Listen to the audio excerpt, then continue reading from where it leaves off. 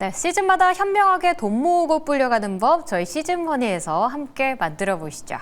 오늘은 이건희 주식투자 이건희 대표 모셨습니다. 안녕하세요. 안녕하세요. 대표님, 우리 시즌도 이렇게 좀 막이 나네요. 네, 그렇습니다. 아쉬운 시즌이긴 했는데 네. 한번 포트폴리오 확인해보고 가겠습니다. 바로 최종 포트폴리오는요, 인투셀, HD현대 에너지솔루션, 유니셈, 하나비전이 좀 들어가 있는 가운데 수익률은 좀 아쉽게도 0.41% 마이너스를 기록한 채 좀 포트폴리오 막을 다 내리도록 하겠습니다. 이렇게 좀 가지고 계신 종목들을 추적하신 투자자분들도 많이 계실 것 같거든요. 네. 궁금하신 분들을 위해서 몇 가지 종목 좀 리뷰 좀 해주세요. 일단은 하나비전이나 유니셈을 먼저 꼽기 전에 이 말씀을 좀 짚고 넘어가야 될 것 같아요. 좋아요. 제가 상법 개정 이야기를 하면서 가장 핵심으로 꼽혔던 게 원익이라고 말씀드렸잖아요. 오늘 원익 상한가 너무 같더라고요. 아까워요. 네. 지금 거의 역사적 신고가에 닿았는데 제가 이 말씀을 드렸던 것 같아요. 원익을 말씀을 드리면서 1,000억대 기업이 그 상속 관련해가지고 좀 이슈 때문에 5조 원짜리 기업을 가지고 있는 것은 말이 안 된다. 그리고 실질적으로 조금만 이러한 행동주의 펀드라든가 자금이 들어오더라도 경영권을 굉장히 크게 좀 어떻게 보면 위협할 수 있는 그런 위치에 있기 때문에 원익을 항상 쳐다보시라고 아마 제가 야간투자본부 처음 출연할 때부터 올 상반기였나요? 맞아요. 계속 얘기를 했던 것 같아요. 그런데 흔들다가 결국 오늘 지금 10,000원을 돌파를 했더라고요. 그래서 아마 신호탄일 것 같아요. 이제 원익을 중심으로 시작을 해가지고 내년 상반기에 잘 살펴보시면 이러한 기업들 많이 있거든요. 실적 굉장히 잘 찍히고 있는데 심지어 매출도 2천억, 3천억이 영업이익률 10% 자랑하는 기업들도 많은데 상속 관련 이슈 때문에 가족들이 집을 다 어떻게 보면 다 가지고 있으면서도 시가총액이 500억, 600억밖에 안 되는 의도적으로 약간 주가를 눌렀던 기업들이 많이 있어요. 이러한 종목들을 중심으로 잘 찾아보시면 아마 내년에 큰 수익을 보실 수 있을 거 생각을 하고요. 자, 그 다음은 이제 반도체를 안 꼽을 수가 없잖아요. 네. 올해 정말 많이 갔고 삼성전자도 오늘 12만 원 돌파를 했고 계속 갈 것인데 반도체는 조금 희비가 엇갈릴 거라 생각을 하고 있어요. 지금 삼성전자, SK하이닉스의 훈풍을 타고 같이 올라갔던 주식들 많이 있잖아요. 이러한 주식들은 오히려 상승폭이 조금 둔화될 가능성이 있고 오히려 역으로 지금 빠졌던 종목들이 지금 가지고 있는 하나비전이나 유니셈이거든요. 하나비전 보시면 아시겠지만 한미반도체 그렇게 많이 올라갔어요. 공매도 다 뚫어버리고 올라갔는데 하나비전은 계속 거꾸로 흘러내렸거든요. 차트를 한번 보시면서 말씀을 드릴게요. 올해 수혜를 본 게 없습니다. 사실은 신규 상장을 하고 주가가 이렇게 올라간 패턴은 거래대금을 동반을 하면서 단순한 이런 주식적인 기대감을 생각을 하고 있고요. 실질적으로 반도체 HBM주가 그렇게 올라갈 때 하나비전 같은 경우는 조용히 빠졌습니다. 조용히 빠진과 동시에 오히려 공매도들의 타겟이 되었었어요. 제가 일전에 말씀드렸지만 단순하게 뭐 10%, 20%를 넘어서 엄청난 공매도 매도를 때리면서 시장에서 소외를 받으면서 주가를 끌어내려놨고요. 그 사이에 한미반도체 주가가 많이 올라갔잖아요. 네. 그런데 지금 때마침 하나비전 바닥 찍고 올라오고 있거든요.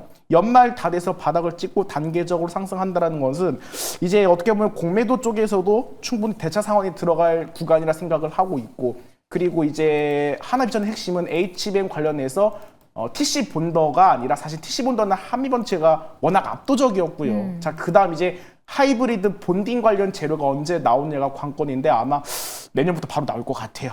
지금 뭐 삼성전자뿐만 아니라 지금 많은 어떻게 보면 기업들이 공급 독점을 하기보다는 사실상 그동안 보시면 좀 공평하게 분배를 했잖아요.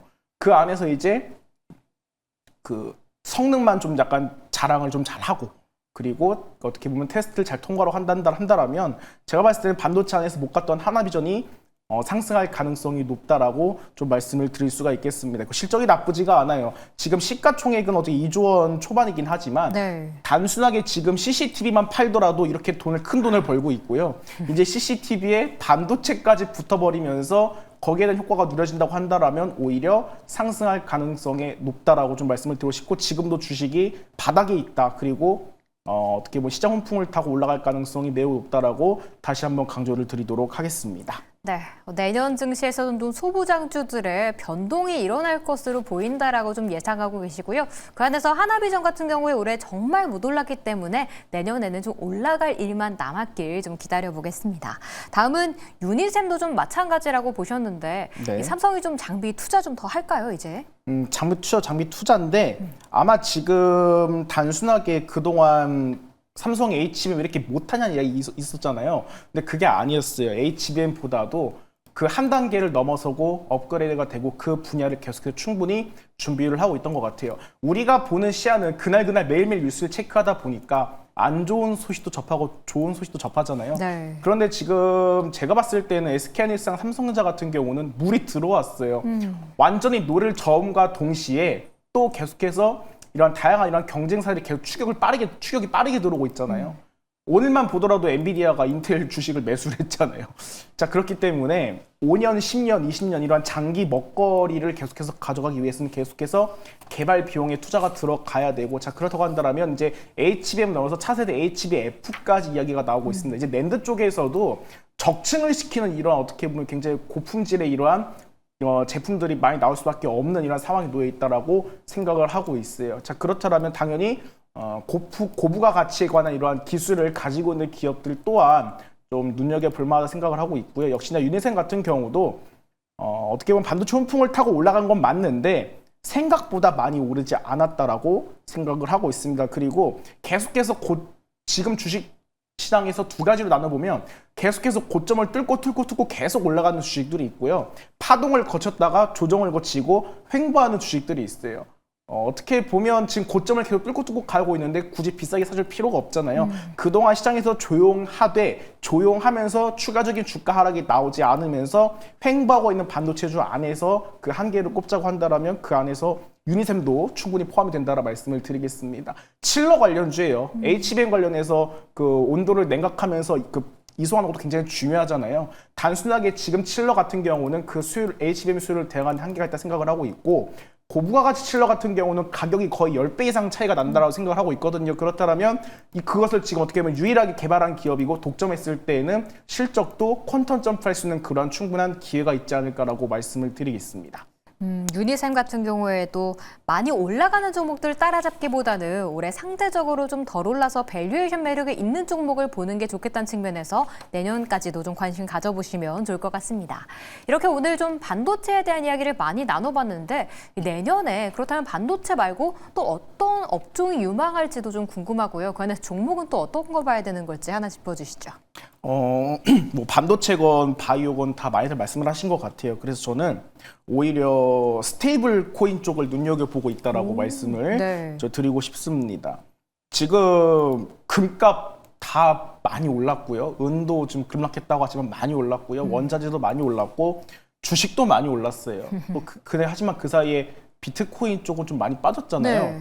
그래서 생각을 해보니까 계속해서 아마 지금 분명히 돈을 벌 수 있는 기회는 맞는데 우리가 타이밍을 놓치거나 계속해서 오히려 빠르게 대응할수록 포모가 오고 오히려 천천히 어떻게 보면 소외된 것을 우리가 좀 분할적으로 모아갔을 때 좀 큰 수익이 난다라는 이런 느낌을 많이 받았던 한 해였거든요.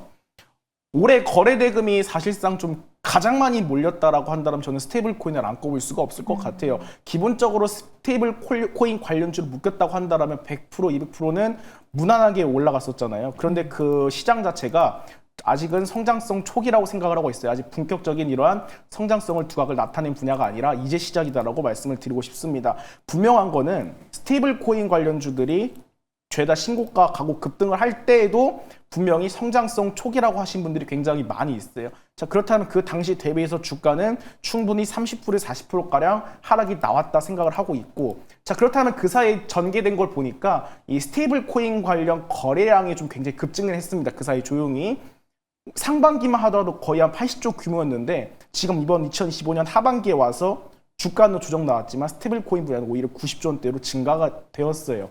그리고 뭐 지금 페이코인도 4대 편의점에서 결제가 이루어진다 하고요. 그리고 BC카드가 어떻게 보면 수요가 굉장히 많잖아요. 우리나라 카드 중에서는. 코인베이스랑 손잡고 스테이블 코인 관련 협업에 들어갔습니다.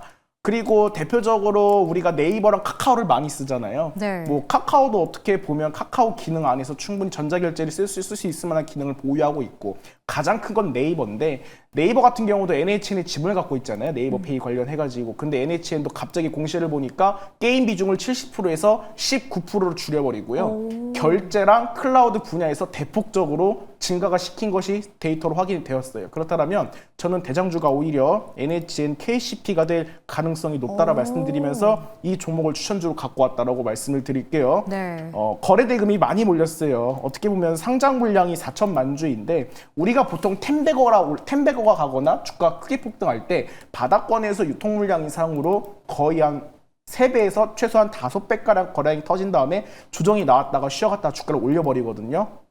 그런데 유통 물량을 제외하고 상장 물량을 봤을 때 상장 물량이 4천만 주인데 거의 3억 주가 몰리는 금액으로 좀 주가를 많이 올려놨어요. 그리고 조정이 나왔죠. 추가적인 하락이 없습니다. 추가적인 하락이 없다는 것은 기간 조정을 거친 다음에 횡보 구간에서 조용히 물량을 모으고 있다. 그리고 여기서 상한가 한 방만 터지면 바로 일봉상 신고가를 돌파할 수 있는 그러한 기회가 있다라 생각을 하고 있어요.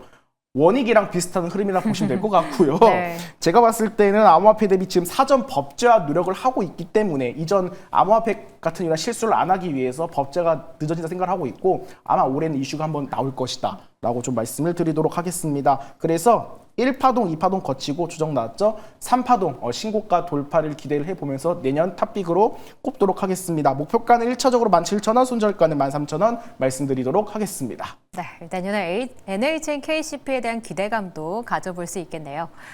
오늘 야간투자본부에서 준비한 소식은 여기까지입니다. 새해에도 저희 매일경제TV와 함께 성공 투자하시길 바라겠고요. 저는 여기서 인사드릴게요. 시청해주신 여러분 고맙습니다.